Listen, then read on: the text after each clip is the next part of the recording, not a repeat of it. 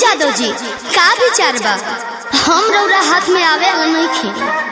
जाने हम बारूद हैं बारूद, हमें छूने की कोशिश करोगे तो जल जाओगे।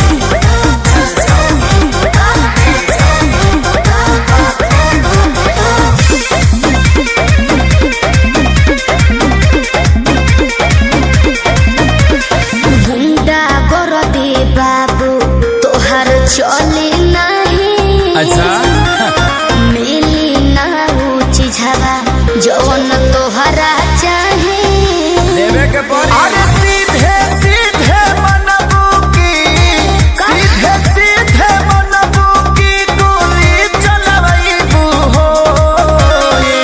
नाच के मलकीनी जी कहाँ नाच के जईबू हो। कहियो ना कहियो जानो जिके छाछी मयईबू हो। नाच के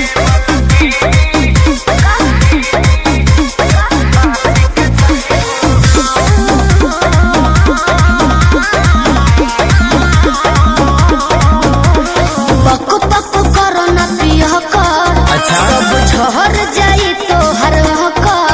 अरे चला। देखो थोड़े देर में ठीक हो जाइबो।